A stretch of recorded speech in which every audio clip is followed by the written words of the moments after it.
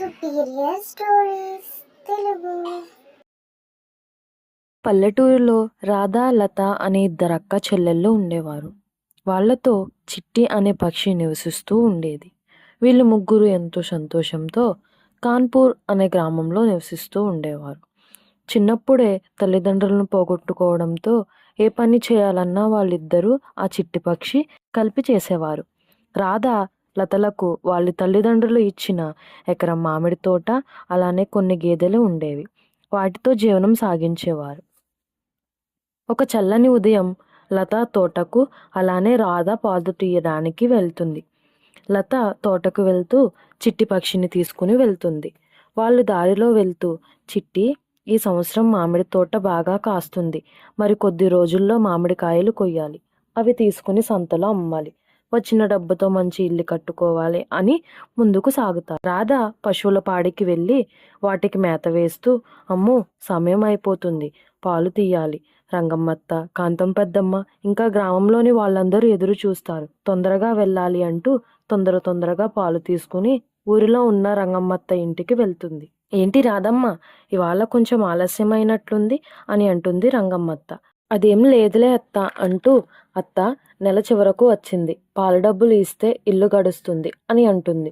అవును రాధా, ఇప్పుడే ఇస్తాను అంటూ డబ్బులు తీసి రాధ చేతికి ఇస్తుంది. అవి తీసుకుని రాధ ఇంటికి వెళ్తుంది. మరుసటి రోజు అక్కా చెల్లెలు ఇద్దరూ కలిసి తోటలోని మామిడి పండ్లు కోయడానికి వెళ్తారు.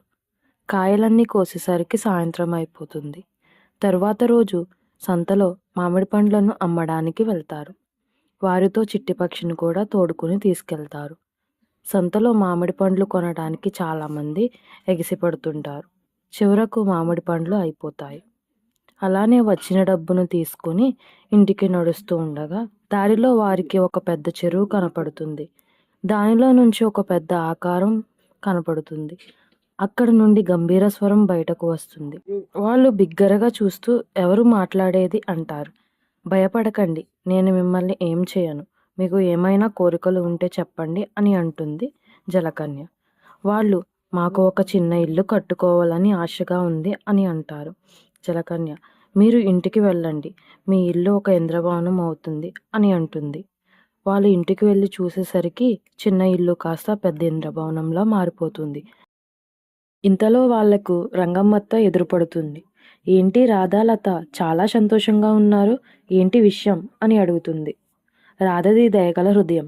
తాను జరిగిందంతా రంగమ్మత్తకు చెబుతుంది. రంగమ్మత్త చాలా అత్యాసపరురాలు.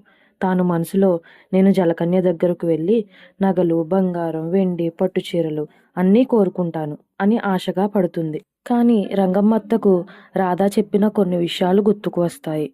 జలకన్య అమావాస్య రోజు మాత్రమే కనపడుతుందని రాధ రంగమ్మత్తకు చెబుతుంది.